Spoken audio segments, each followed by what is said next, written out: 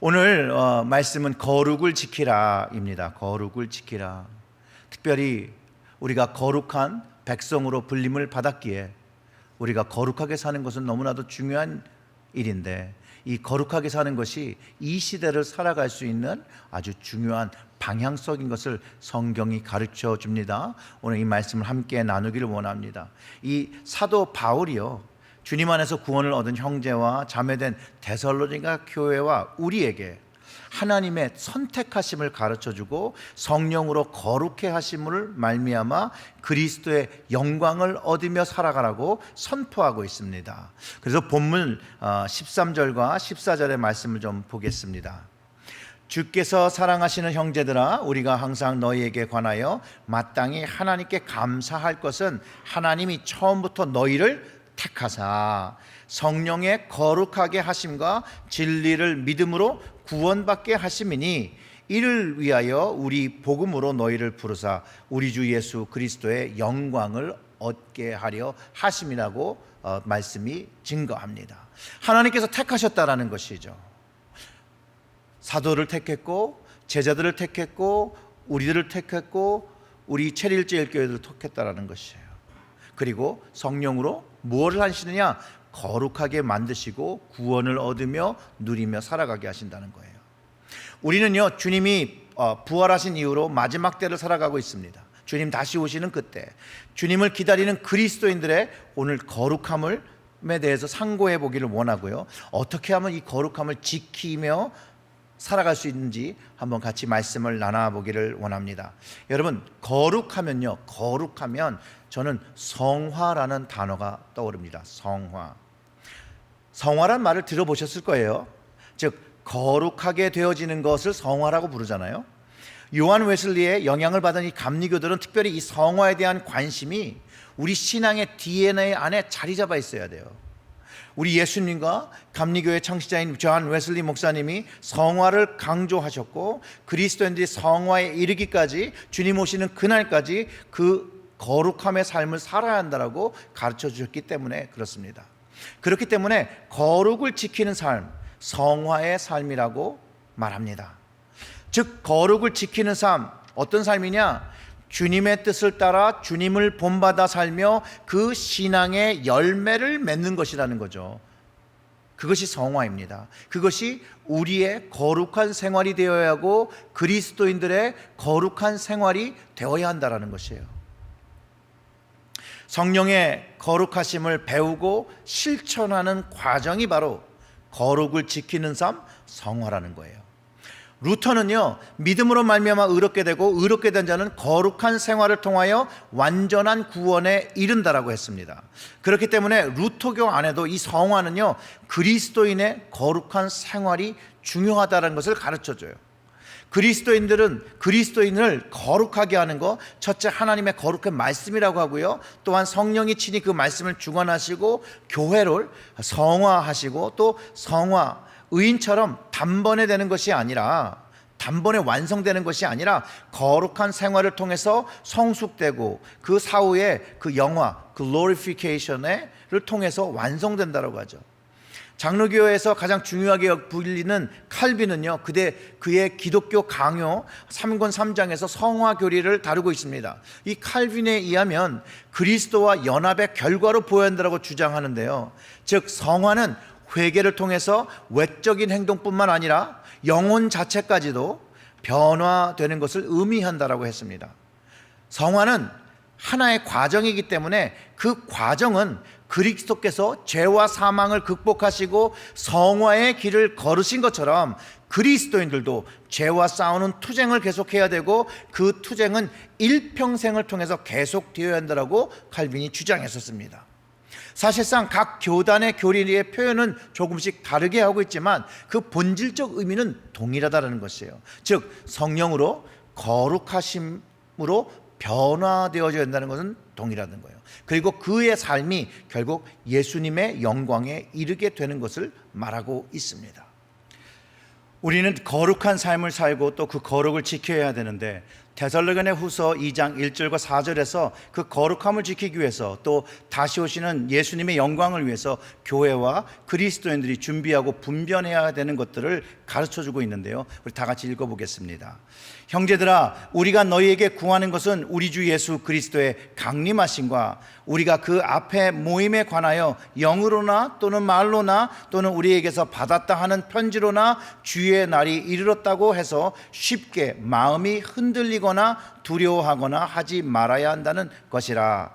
누가 어떻게 하여도 너희가 미혹되지 말라. 먼저 배교하는 일이 있고 저 불법의 사람 곧 멸망의 아들이 나타나기 전에는 그 날이 이르지 아니하리니 그는 대적하는 자라 신이라고 불리는 모든 것과 숭배함을 받는 것에 대항하여 그 위에 자기를 높이고 하나님의 성전에 앉아 자기를 하나님이라고 내세우느니라. 아멘.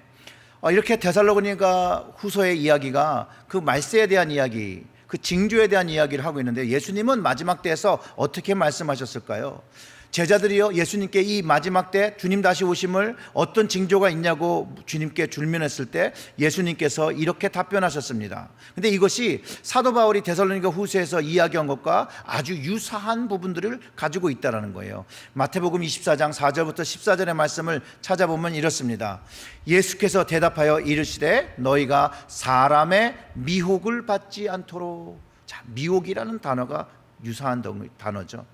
많은 사람들이 내 이름으로 와서 이르니 나는 그리스도로 하여 많은 사람을 미혹하리라. 난리와 난리 소문을 듣겠으나 너희는 삼가 두려워하지 말라. 이런 일이 있어야 하되 아직 끝은 아니니라. 민족이 민족을, 나라가 나라를 대적하여 일어나겠고 곳곳에 기근과 지진이 있으리니 이 모든 것이 재난의 시작이니라.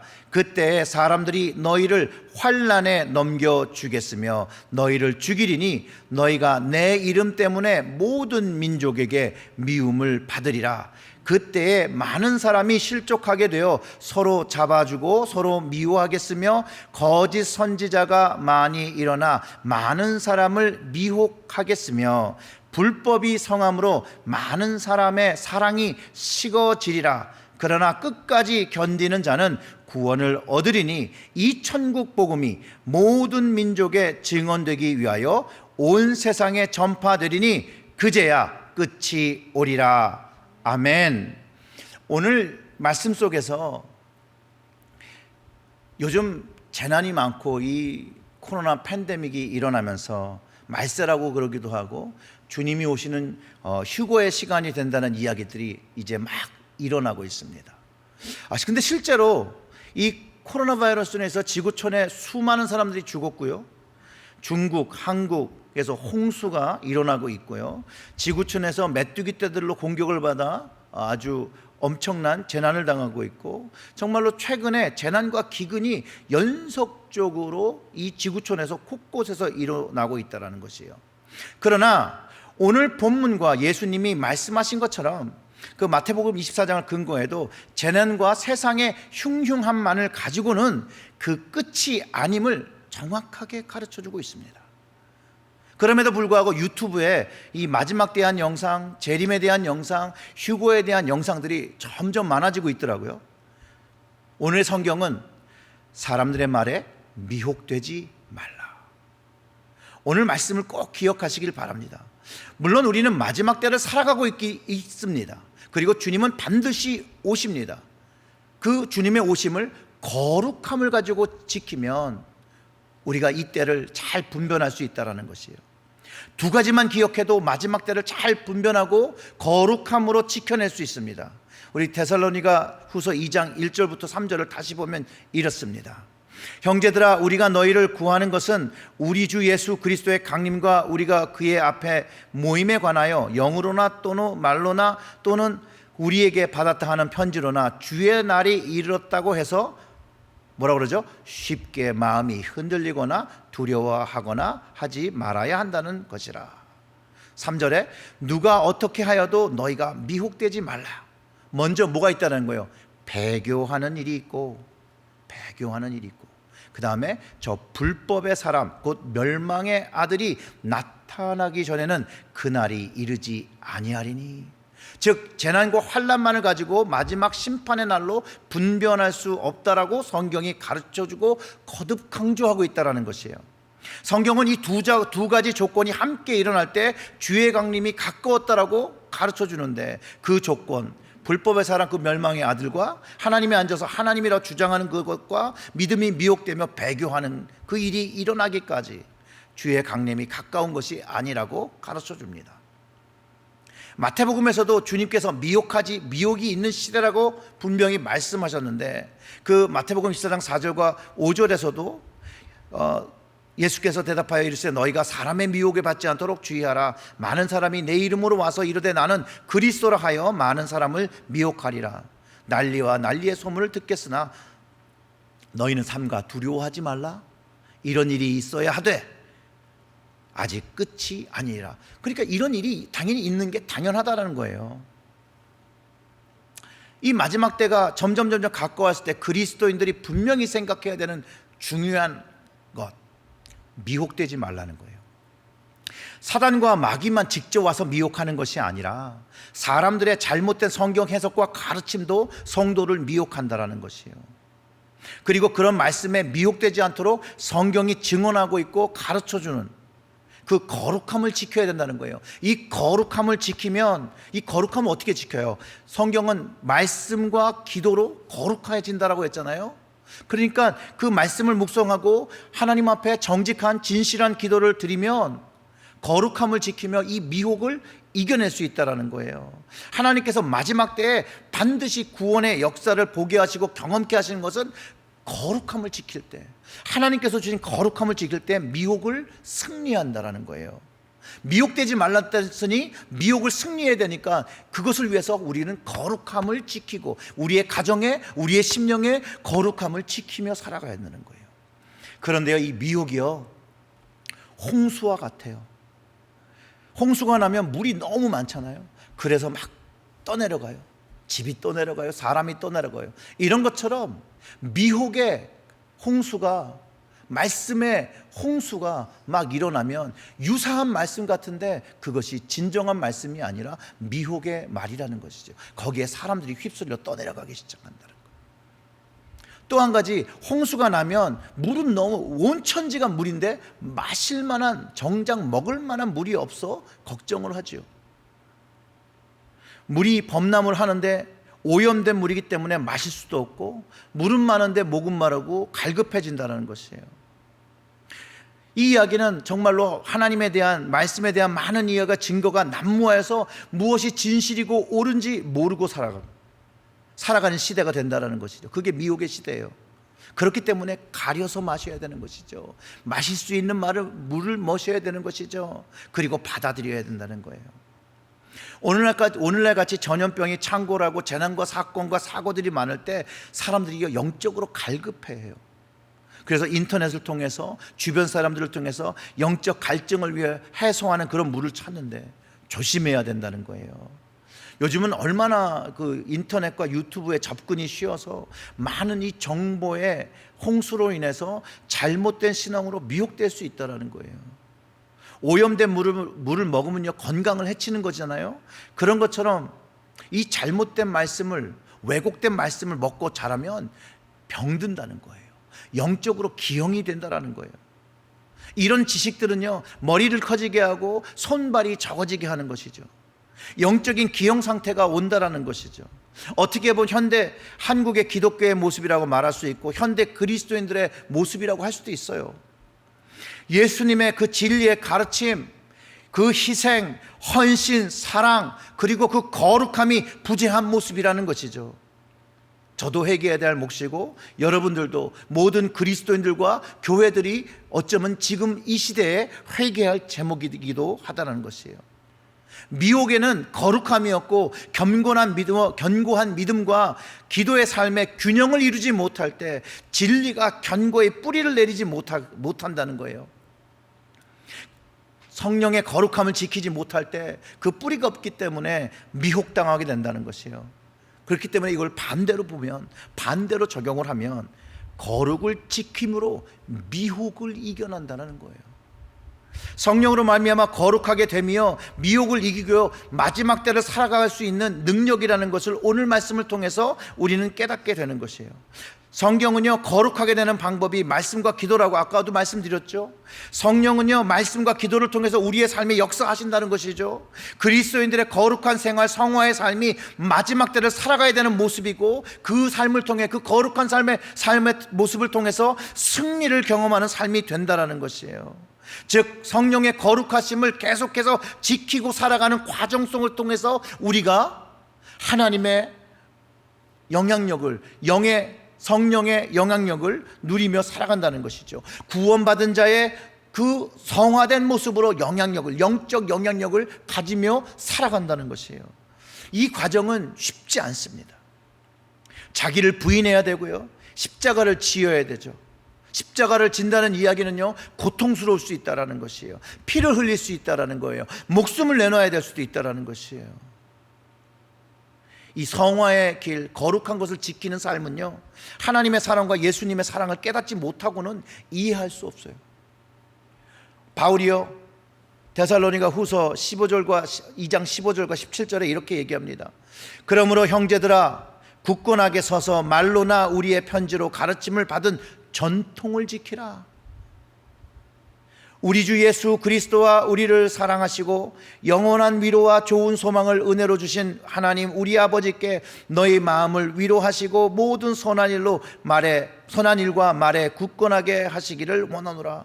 여기서 바울이요, 믿는 자들에게 굳게 서서 가르침을 받은 전통, 바로 그 전통이 복음이죠.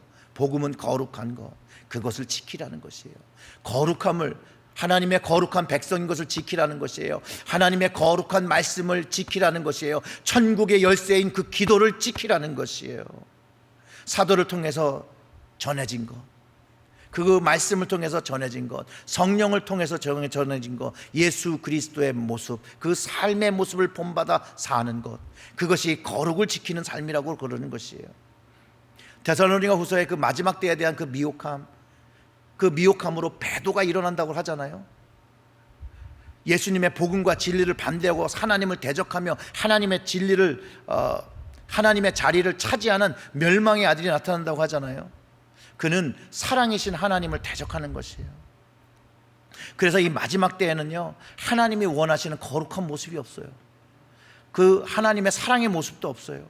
그래서 거룩함이 없을 때, 세상에서 이 거룩함이 없을 때 하나님의 자녀는 계속해서 이 거룩함을 지켜야 한다는 것이, 모든 것들이 거룩하지 않은 삶 속에서 살아갈 때 하나님의 백성은, 그리스도인들은 거룩함이, 우리의 삶 속에 하나님의 거룩함이 드러나야 한다는 것이죠. 다른 말로 표현하면 이게 빛과 소금의 역할이죠. 예수님의 향기죠.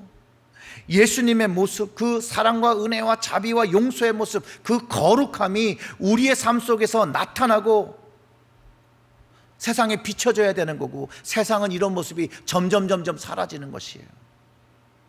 마태복음 24장 11절에서 거짓 선지자가 많이 일어나 많은 사람들을 미혹하게 하겠으며 불법이 성함으로 많은 사람의 사랑이 식어지리라.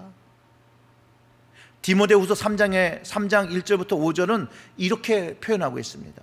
내가 이것을 알라 말세에 고통하는 때가 이르니 사람들은 자기를 사랑하며 돈을 사랑하며 자긍하며 교만하며 회방하며 부모를 거역하며 감사치 아니하며 거룩하지 아니하며 무정하며 원통함을 풀지 아니하며 참소하며 절제하지 못하며 사나우며 선한 것을 좋아하지 아니하며 배반하여 팔며 조급하며 자고하며 쾌락을 사랑하기를 하나님 사랑하는 것보다 더하며 경건의 모양은 있으나 경건의 능력을 부인하는 자니 이 같은 자들에게서 내가 돌아서라.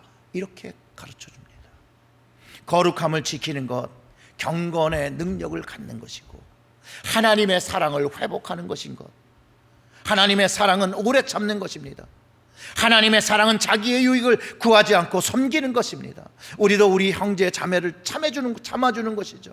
사랑하며 모든 것을 참고 또 참으면, 마태복음 24장 13절의 말씀처럼 끝까지 견디는 자는 뭘 얻는다고 그랬죠? 구원을 얻으리라. 끝까지 견디는 자, 그 끝까지 하나님의 거룩함을 지키는 것, 그 전통, 그 복음을 지키는 것, 그 하나님의 것을 지키는 것, 사랑을 지키는 것, 은혜를 지키는 것, 자비를 지키는 것, 십자가를 지키는 것, 끝까지 그 거룩함을 지키는 자, 하나님의 구원을 얻게 되는 것이에요. 그 거룩함을 지키는 자, 바울이 이것을 전통을 지키는 자라고 말하고 있는 것이에요. 그리스도인들의 거룩한 삶, 성화의 삶, 그것이 마지막 때에 주님을 기다리며 살아내는 성도의 모습이어야 되고, 성도의 삶이어야 되고, 성도의 거룩함이어야 됩니다. 그래서 그리스도인들, 우리들은요, 성령의 거룩하심을 받고 그 거룩함을 지키며 살아야 한다는 것이죠. 구원받은 사람의 모습, 그 거룩의 모습을 가지고 주님 사랑하는 행하는 모습으로 살아가야 한다고 오늘도 성경을 통해서 우리에게 가르쳐 줍니다. 우리 사랑하는 체력지을교회 모든 성도님들, 구원받은 자의 모습, 끝까지 주님의 사랑을 가지고 견디어 구원 아래 흰옷을 입고 하나님 보좌 앞과 어린 양 예수 앞에 서서 큰 소리로 구원하심이 보좌에 앉으신 우리 하나님과 어린 양께 있도다라고 찬송하는 주의 백성으로 거룩함을 가지고 거룩함을 지키며 살아가는 성도들 되시기를 주님의 이름으로 축원합니다. 아멘. 우리 다 같이 합심해서 기도하겠습니다.